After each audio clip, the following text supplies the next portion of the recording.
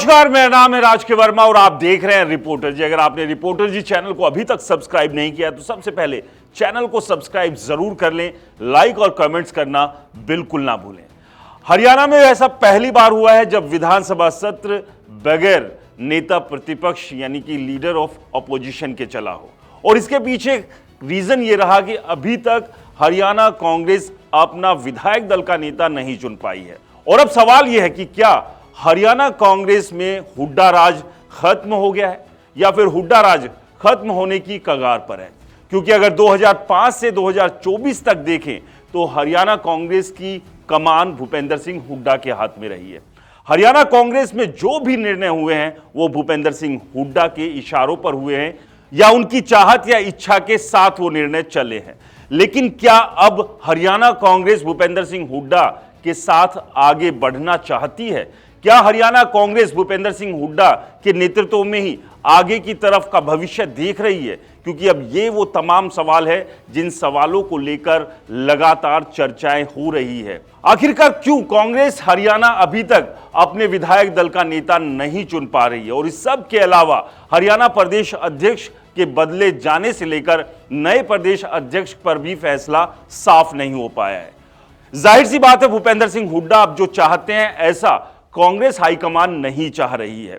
और इसी तरह की बातें, इसी तरह की चर्चाएं, इसी तरह के कयास लगातार हरियाणा में लगाए भी जा रहे हैं। और वहीं भूपेंद्र सिंह हुड्डा का विरोधी खेमा भी लगातार हरियाणा में 2024 की हार का ठीकरा उनके और उनके खेमे के नेताओं के ऊपर फोड़ रहा है। और कहीं ना कहीं इसमें सच्चाई भी है, क्योंकि लगातार कुमारी शैलजा चाहे चुनाव से पहले हो, चुनाव के बीच में हो या चुनाव के बाद हो, भूपेंद्र सिंह हुड्डा के ऊपर निशाना साधती रही है।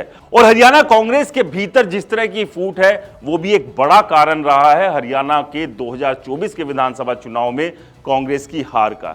लेकिन इस सबसे आगे बढ़कर अब कांग्रेस अपना भविष्य किस तरह से तलाश रही है, किस नेता के अंदर नेतृत्व देखते हुए हरियाणा में कांग्रेस जो लड़खड़ा चुकी है उसे एक बार फिर से अपने पैरों पर खड़ा होता हुआ देखना चाहती है, ये सवाल है। और इस सवाल का जवाब हर कोई जानना चाहता है। लेकिन आज हम बात करेंगे कि क्या भूपेंद्र सिंह हुड्डा का राज हरियाणा में खत्म हो चुका है। इससे पहले आपको कुछ आंकड़े दिखाते हैं। इन आंकड़ों के साथ ही कहीं ना कहीं भूपेंद्र सिंह हुड्डा की अभी तक की परफॉर्मेंस का अंदाजा लगाया जा सकता है। सबसे पहले आपको बता दें, 2005 में जब कांग्रेस जीती थी तो कांग्रेस ने जीती थी 90 में से 67 सीटें, जो कि अपने आप में एक बड़ा आंकड़ा था। लेकिन इस वक्त, इस दौरान हरियाणा कांग्रेस की लगाम, या यूं कहें कि ये जो चुनाव लड़ा गया था वो भूपेंद्र सिंह हुड्डा के चेहरे पर नहीं बल्कि पूर्व मुख्यमंत्री भजनलाल के चेहरे पर लड़ा गया था, उनके नेतृत्व में लड़ा गया था। लेकिन हरियाणा में कांग्रेस ने 67 सीटें जीती। उसके बाद दिल्ली हाईकमान ने हरियाणा के अंदर बड़ा उलटफेर करते हुए भजनलाल की जगह भूपेंद्र सिंह हुड्डा को मुख्यमंत्री बना दिया। और इसके बाद जो चुनाव हुए हैं वो हैं 4 चुनाव, यानी कि 4 विधानसभा चुनाव हरियाणा में कांग्रेस भूपेंद्र सिंह हुड्डा की लीडरशिप में लड़ चुकी है। और इनमें किस तरह के नतीजे रहे वो तस्वीरें भी यहां साफ नजर आ रही है कि 67 से लुढ़कते हुए, गिरते हुए 2024 में 37 सीटों पर कांग्रेस सिमट गई। ऐसी स्थिति में जब उम्मीद की जा रही थी कि हरियाणा में कांग्रेस 70 सीटें भी इस बार जीत सकती है। 2009 में 67 से 40 पर हरियाणा में कांग्रेस आ गई थी। खैर, किसी तरह से जोड़ तोड़ करके कांग्रेस अपनी सरकार बनाने में कामयाब हुई थी, यानी भूपेंद्र सिंह हुड्डा दूसरी बार मुख्यमंत्री बन गए थे। लेकिन हरियाणा में कांग्रेस का ग्राफ गिरना 2009 से शुरू हो गया था। इसके बाद 2014 में तो स्थिति ऐसी हो गई थी कि 15 सीटों पर ही कांग्रेस सिमट गई और हरियाणा में तीसरे नंबर की पार्टी बन गई थी। पहले पर बीजेपी ने जीत दर्ज करते हुए सरकार बनाई, दूसरे पर इनेलो थी और तीसरे पर 15 सीटों के साथ कांग्रेस। और यह चुनाव भी भूपेंद्र सिंह हुड्डा के ही नेतृत्व में लड़ा गया था। इसके बाद 2019 में कांग्रेस ने बेहतर जरूर किया, लेकिन सत्ता से तब भी दूर थी और 31 सीटों पर कांग्रेस सिमट गई। और यहां पर एक बार फिर से बीजेपी ने सरकार बना ली थी और यह चुनाव भी भूपेंद्र सिंह हुड्डा की लीडरशिप में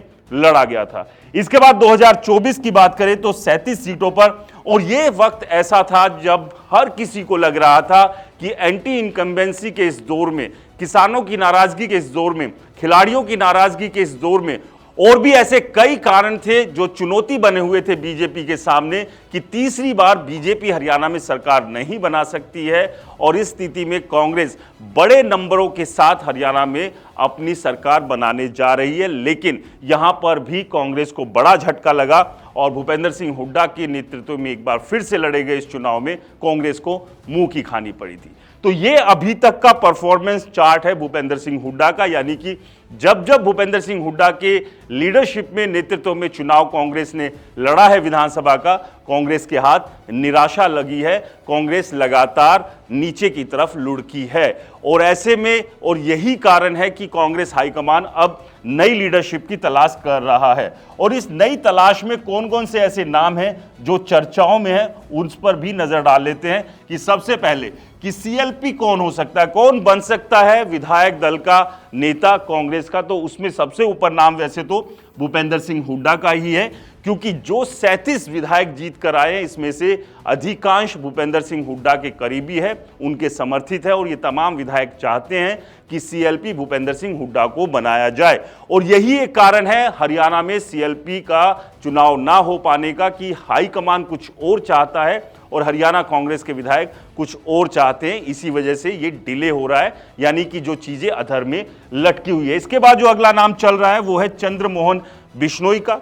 इसके बाद गीता भुक्कल भी भूपेंद्र सिंह हुड्डा के करीबी है और उन्हीं के खेमे से आती है। और इसके बाद जो अगला नाम है वो है अशोक अरोड़ा का। तो ये नाम सीएलपी के लिए चर्चाओं में है। खैर इनमें से किसे सीएलपी बनाया जाएगा ये तो आने वाला समय बताएगा, लेकिन अभी भी असमंजस की स्थिति हरियाणा कांग्रेस में बनी हुई है और हाईकमान और हरियाणा कांग्रेस के बीच का तालमेल जो है फिलहाल ठीक नहीं चल रहा है। हरियाणा कांग्रेस बोले तो भूपेंद्र सिंह हुड्डा और उनके खेमे का। इसके अलावा प्रदेश अध्यक्ष के बदले जाने की भी पूरी उम्मीद है, क्योंकि उदय भान जो कि प्रदेश अध्यक्ष है हरियाणा कांग्रेस के, उनके नेतृत्व में, यानी कि जो कि भूपेंद्र सिंह हुड्डा के करीबी भी हैं, ये चुनाव लड़ा गया। कांग्रेस ये चुनाव हार गई और वो खुद भी अपनी सीट बचाने में कामयाब नहीं हुए और इससे भी हाईकमान खासा नाराज है और एक नए अध्यक्ष की तलाश भी की जा रही है। यानी कि महाराष्ट्र और झारखंड के चुनाव के बाद बड़ा उलटफेर हरियाणा में देखने को मिल सकता है। तो ऐसे में क्या